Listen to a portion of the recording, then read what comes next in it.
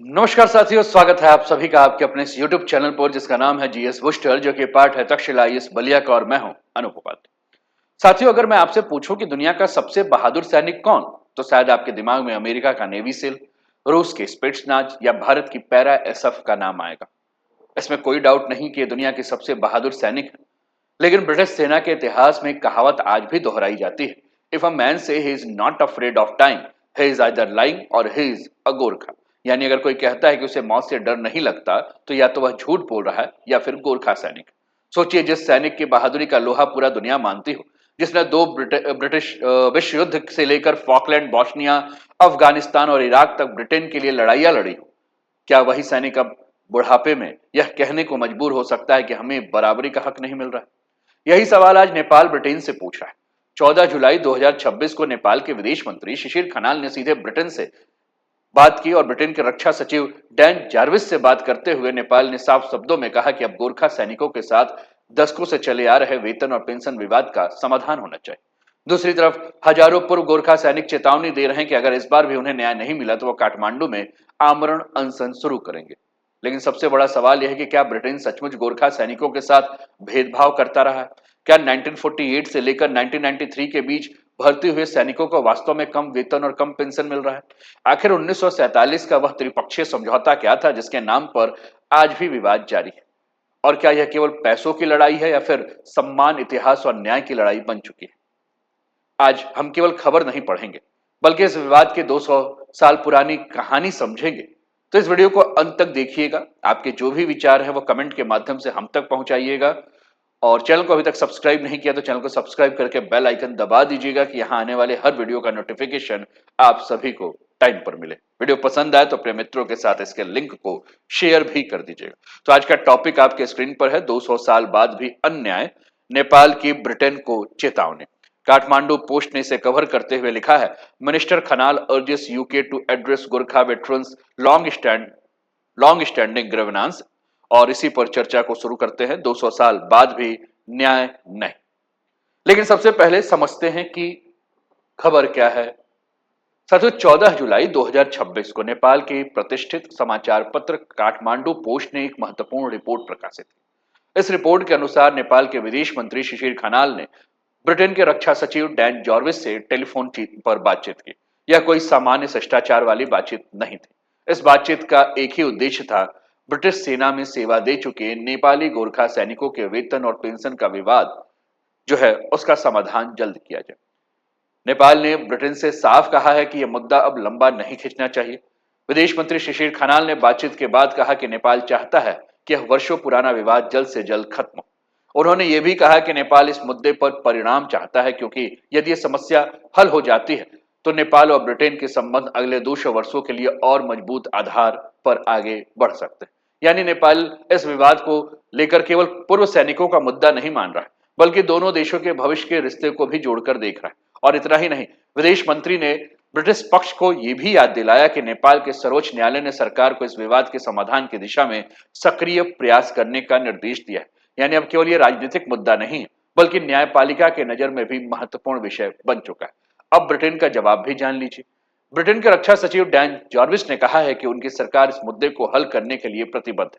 उन्होंने ये भी कहा कि अगले सप्ताह ब्रिटेन में सरकार बदलने की संभावना है, लेकिन इसके बावजूद वे व्यक्तिगत रूप से इस मामले को आगे बढ़ाने की कोशिश करेंगे। उन्होंने नेपाल से अपने पुराने संबंधों का उल्लेख किया और कहा कि वे पहले बार 1991 में नेपाल आए थे। यानी ब्रिटेन कम से कम बातचीत के स्तर पर यह संकेत दे रहा है कि वह इस मुद्दे को पूरी तरह से नजरअंदाज नहीं करना चाहता। लेकिन अगर दो सरकारें बातचीत कर रही हैं तो फिर गोरखा सैनिक आंदोलन की तैयारी क्यों कर रहे हैं? और यही कहानी का सबसे महत्वपूर्ण हिस्सा है। चलिए आगे बढ़ते हुए और भी इसको बारीकी से समझें। एंग्लो नेपाल युद्ध 1814 क्या था वो भी समझेंगे और सारी बातों को समझेंगे। लेकिन प्रश्न यही है कि जब बातचीत चल रहा है तो आमरण अनशन की तैयारी क्यों हो रही? साथियों, काठमांडू पोस्ट ने जब रिपोर्ट लिखा है तो उस रिपोर्ट में उसने यही कहा है कि पूर्व गोरखा सैनिक ने साफ चेतावनी दी है कि अगर इस बार उनकी मांगों को पूरी नहीं की गई तो वो काठमांडू में आमरण अनशन शुरू करें। आपको ध्यान रखना होगा कि यह कोई अचानक लिया गया फैसला नहीं। दरअसल नेपाल सरकार, ब्रिटेन सरकार और गोरखा सैनिकों के प्रतिनिधियों के बीच पहले भी कई दौर की बातचीत हो चुकी है।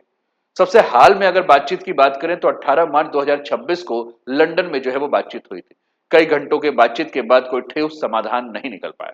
अब अगली त्रिपक्षीय वार्ता 21 जुलाई के आसपास प्रस्तावित है और सभी की नजर उसी के ऊपर टिकी हुई। लेकिन यह विवाद आखिर शुरू कैसे हुआ? क्या वास्तव में ब्रिटेन ने गोरखा सैनिकों के साथ अलग व्यवहार किया है या फिर इसके पीछे कोई कानूनी और ऐतिहासिक कारण है? साथियों, इस सवाल का जवाब समझने के लिए हमें लगभग 210 साल पीछे जाना होगा, जब नेपाल और ब्रिटेन युद्ध लड़ रहे थे और किसी ने भी ये नहीं सोचा था कि एक दिन यही दुश्मन दुनिया के सबसे भरोसेमंद सैन्य साझेदार बन सकते हैं। और वह युद्ध था एंग्लो नेपाल युद्ध 1814। 1814 से लेकर 1947 का एक पूरा इतिहास है और किसी भी विवाद को समझने से पहले उसके इतिहास को समझना बहुत ज्यादा जरूरी है। क्योंकि आज गोरखा सैनिकों को समान वेतन और समान पेंशन की जो लड़ाई दिखाई दे रही है, उसकी शुरुआत आज से 30 से 40 साल पहले नहीं शुरू हुई, बल्कि उसकी जड़ें आज से 210 साल पहले के इतिहास में छुपी हुई। 19वीं शताब्दी की शुरुआत में नेपाल का शाहवंश का शासन था, लेकिन देश की वास्तविक ताकत उसकी गोरखा सेना थी। उस समय नेपाल केवल आज की सीमाओं तक सीमित नहीं था। गोरखा साम्राज्य लगातार विस्तार कर रहा था। उसने कुमाऊं, गढ़वाल, सिक्किम के कुछ हिस्सों तथा तराई के कई क्षेत्रों तक अपना प्रभाव स्थापित कर लिया। दूसरी ओर भारत में ईस्ट इंडिया कंपनी अपनी शक्ति तेजी से बढ़ा रही थी। दोनों साम्राज्य का विस्तार एक दूसरे की सीमाओं से टकराने लगा। आखिरकार 1814 में एंग्लो नेपाल युद्ध शुरू हुआ। यह युद्ध लगभग 2 वर्षों तक चला। अंग्रेजों को विश्वास था कि छोटा सा पहाड़ी राज्य नेपाल ज्यादा देर तक उनका सामना नहीं कर पाएगा, लेकिन युद्ध का परिणाम उनकी अपेक्षाओं के बिल्कुल अलग निकला। सीमित संसाधनों के बावजूद गोरखा सैनिकों ने जिस साहस, अनुशासन और युद्ध कौशल का प्रदर्शन किया, उसने ब्रिटिश अधिकारियों को भी आश्चर्यचकित कर दिया। कई युद्धों में गोरखा सैनिक आखिरी सांस तक लड़ते रहे, लेकिन आत्मसमर्पण नहीं किया। ब्रिटिश सैनिक के जो अधिकारी थे, उन्होंने अपनी डायरी में लिखा कि गोरखा हार सकते हैं लेकिन डरते नहीं। और यही वह क्षण था जब गोरखा सैनिकों की वीरता पूरी दुनिया में प्रसिद्ध होने लगी। आखिरकार 1816 आया और 1816 में जो है वह नेपाल और ईस्ट इंडिया कंपनी के बीच में एक संधि हुई, जिसे हम सुगौली की संधि के नाम से जानते हैं। इस संधि के तहत नेपाल को अपने कई क्षेत्र ब्रिटिश भारत को सौंपने पड़े। लेकिन इस युद्ध ने अंग्रेजों को एक ऐसी सीख दी जिसने सैन्य इतिहास को बदल दिया। उन्होंने महसूस किया कि यदि गोरखा सैनिक उनके खिलाफ इतनी बहादुरी से लड़ सकते हैं, तो उनके साथ मिलकर दुनिया की सबसे प्रभावशाली सेना टुकड़ी भी बन सकते हैं। और इसी सोच ने ब्रिटिश सेना में गोरखा भर्ती की नींव रखी।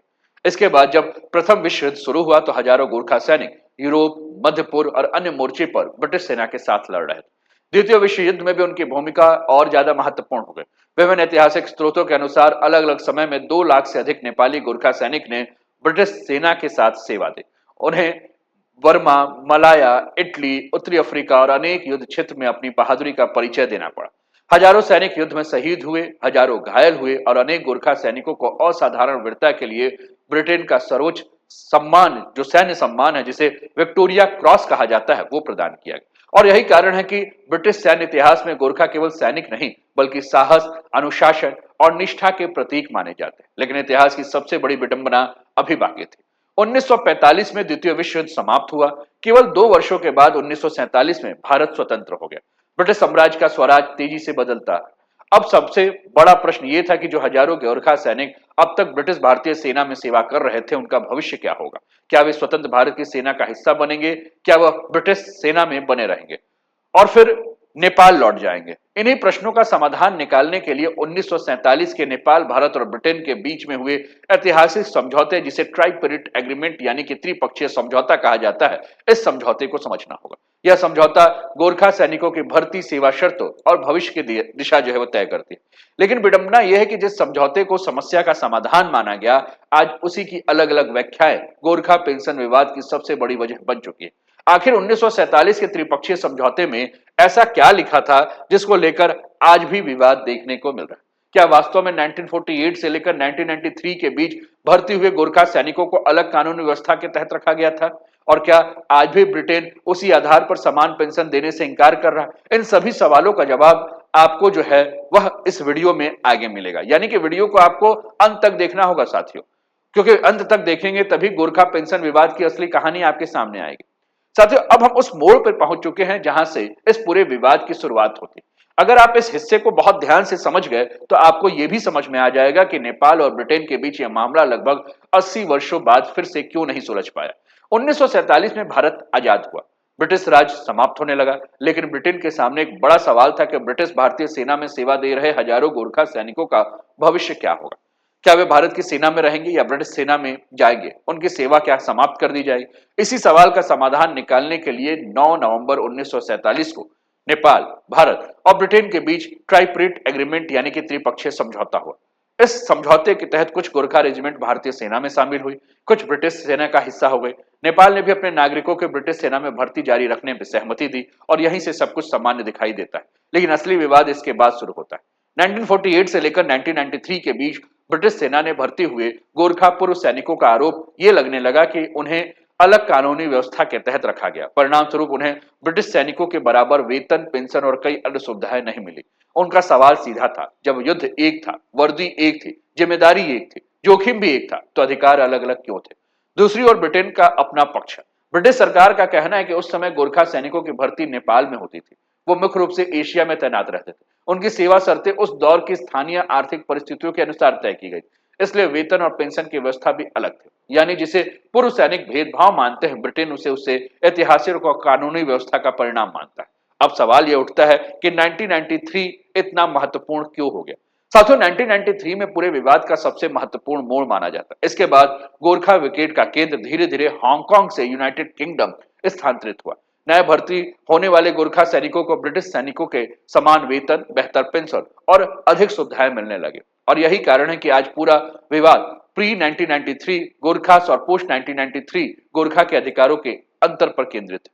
पूर्व सैनिकों की मांग भी बिल्कुल स्पष्ट है। उनका कहना है कि अगर 1993 के बाद भर्ती हुए गोरखाओं को समान वेतन और समान पेंशन मिल सकता है, तो 1993 से पहले सेवा देने वाले इससे वंचित क्यों रखे जाए। और इसी आधार पर वे वर्षों से इक्वल पे और इक्वल पेंशन की जो है वो मांग कर रहे हैं। अब यह केवल पूर्व सैनिकों का आंदोलन नहीं रह गया साथियों। अब अगर कुल मिलाकर अगर हम बात करें तो ये सम्मान की जो है वो लड़ाई हो चुकी है। अब नेपाल सरकार ने भी इस मुद्दे को आधिकारिक रूप से ब्रिटेन के सामने उठाना शुरू कर दिया। विदेश मंत्री जब सुशील खनाल ने ब्रिटेन के रक्षा सचिव डैन जार्विस से स्पष्ट जब ये कहा कि यह केवल आर्थिक मामला नहीं है, बल्कि गोरखा सैनिकों के सम्मान और उनके बलिदान और नेपाल ब्रिटेन के लगभग 200 साल पुराने संबंधों का एक प्रकार है। लेकिन मार्च 2026 में लंदन में हुई त्रिपक्षीय वार्ता में ब्रिटेन ने स्पष्ट कर दिया कि प्री 1993 गोरखा को ब्रिटिश सैनिकों के बराबर पेंशन देना संभव नहीं है। इसके बदले उसने अतिरिक्त वेलफेयर बेनिफिट्स देने का प्रस्ताव रखा, जिससे गोरखा प्रतिनिधियों ने यह कहते हुए ठकरा दिया कि वेलफेयर कोई सुविधा हो सकती है, लेकिन पेंशन हमारा अधिकार है। और यही कारण है कि मार्च की वार्ता बिना किसी ठोस समाधान के समाप्त हो गई। अब पूरी दुनिया की नजर 21 जुलाई 2026 के आसपास प्रस्तावित अगली त्रिपक्षीय वार्ता के ऊपर टिकी हुई। लेकिन आखिर गोरखा पूर्व सैनिकों की 11 प्रमुख मांगे क्या है? नेपाल सरकार ने अब इतना सख्त रुख क्यों अपनाया है? ब्रिटेन की नई सरकार इस विवाद को किस नजरिए से देख रही? और इन्हीं सवालों का जवाब हमें वीडियो में और आगे देखने पर मिलेगा। यानी कि कुल मिलाकर वीडियो को आपको देखते रहना है, क्योंकि बहुत सारे पेचीदे सवालों का समाधान हम ढूंढेंगे। दुनिया ने माना गोरखाओं का साहस, तो समान सेवा लेकिन अलग अधिकार, पेंशन डॉक्यूमेंट्स, पेंशन रिजेक्ट जो है इनका हो चुका है, पेंशन की डिमांड कर रहे हैं और पेंशन की डिमांड को लेकर नेपाल ने ब्रिटेन से जो है वो जवाब मांगा है। और equal pay, equal pension, our right, our dignity पर बात हो रही। साथियों, हमने जब ये बात कहा कि 11 मांगे ब्रिटेन से मांगी गई है और ब्रिटेन का जवाब और नेपाल की नई कूटनीति पर हमें चर्चा करना है। अब तक हमने विवाद का इतिहास समझा, लेकिन अब सवाल यह है कि आखिर ऐसा क्या हुआ कि नेपाल की सरकार इस मुद्दे पर सीधे ब्रिटेन से बात करना चाह रही है। और इसका जवाब हमें हाल की घटनाओं से मिलेगा। 14 जुलाई 2026 को नेपाल के विदेश मंत्री जब सुशील खनाल ने ब्रिटेन के रक्षा सचिव डैन जार्विस से टेलीफोन पर बात की, तो यह बातचीत ब्रिटिश दूतावास काठमांडू में समन्वय हुई। इस दौरान विदेश मंत्री खनाल ने साफ कहा कि नेपाल चाहता है कि गोरखा पूर्व सैनिकों का यह लंबित विवाद जल्द से जल्द जो है वो सुलझाया जाए। खनाल ने कहा कि नेपाल खुद को इस मुद्दे का परिणाम दिलाने के लिए जिम्मेदार मानता है। उनके अनुसार यदि गोरखा सैनिकों का विवाद सुलझ जाता है तो यह केवल पूर्व सैनिकों के लिए न्याय नहीं होगा, बल्कि नेपाल और ब्रिटेन के संबंधों के अगले 2 वर्षों के लिए एक मजबूत नींव भी बनेगा। उन्होंने ब्रिटिश पक्ष से यह भी याद दिलाया कि नेपाल के सर्वोच्च न्यायालय ने सरकार को इस मामले में समाधान की दिशा में सक्रिय प्रयास करने का निर्देश दिया। ब्रिटेन के रक्षा सचिव डैन जार्विस ने भी सकारात्मक संकेत दिया। उन्होंने कहा कि ब्रिटिश सरकार इस मुद्दे का समाधान करने के लिए प्रतिबद्ध है। उन्होंने यह भी स्वीकार किया कि अगले सप्ताह जब ब्रिटेन में सरकार बदल जाएगी तो उसके बाद इस मामले को वो देखेंगे। लेकिन सरकारों के बातचीत में समानांतर गोरखा पूर्व सैनिक का धैर्य अब टूटता हुआ दिखाई दे रहा। उनके प्रतिनिधि कृष्ण बहादुर राय, जो ब्रिटिश गोरखा सत्याग्रह यूनाइटेड स्ट्रगल कमेटी के समन्वयक है, उन्होंने स्पष्ट कहा है कि 1948 से 1993 के बीच सेवा देने वाले सभी गोरखा सैनिकों को ब्रिटिश सैनिकों के बराबर वेतन और पेंशन मिलना चाहिए। उनका कहना है कि यह कोई नई मांग नहीं है, बल्कि वर्षों से उठाया जा रहा है, यह न्याय का प्रश्न है। मार्च 2026 में लंदन में हुई त्रिपक्षीय वार्ता के दौरान गोरखा प्रतिनिधियों ने 11 सूत्रीय मांग पत्र जो है वो ब्रिटिश सरकार के सामने रखा था, जिसमें से जो प्रमुख मांगे थी वो ये थी कि ब्रिटिश सैनिकों को बराबर वेतन और पेंशन दिया जाए, 1947 के ट्राइपरेट एग्रीमेंट की भावना के अनुरूप समान व्यवहार किया जाए, पूर्व सैनिकों और उनके परिवारों के अधिकारों की सुरक्षा की जाए, लंबे समय से हुए कथित भेदभाव के लिए उचित समाधान किया जाए। लेकिन ब्रिटिश सरकार ने अपना पुराना रुख दोहराया है कि उसने कहा है कि प्री 1993 गोरखा को ब्रिटिश सैनिकों के बराबर पेंशन देना संभव जो है वो नहीं। कृष्ण बहादुर राय ने स्पष्ट कहा है कि इक्वल पे और इक्वल पेंशन का सवाल वेलफेयर बेनिफिट से बिल्कुल अलग है। कल्याणकारी योजनाएं अधिकारों का विकल्प नहीं हो सकती और यही वजह है कि गोरखा प्रतिनिधियों ने ब्रिटेन के प्रस्ताव को स्वीकार नहीं किया है। साथियों, 16 जनवरी 2026 को कृष्ण बहादुर राय ने ब्रिटेन के प्रधानमंत्री कीयर स्टारमर को पत्र लिखकर आग्रह भी किया था कि मार्च के अंत तक गोरखा सैनिकों की मांगों को सकारात्मक निर्णय दिया जाए। और इसी पत्र में 11 सूत्रीय मांग पत्र को दोबारा दोहराया गया था, जिसमें समान पेंशन, समान वेतन और 1947 के त्रिपक्षीय समझौते का प्रभावी पालन करने की बात की थी।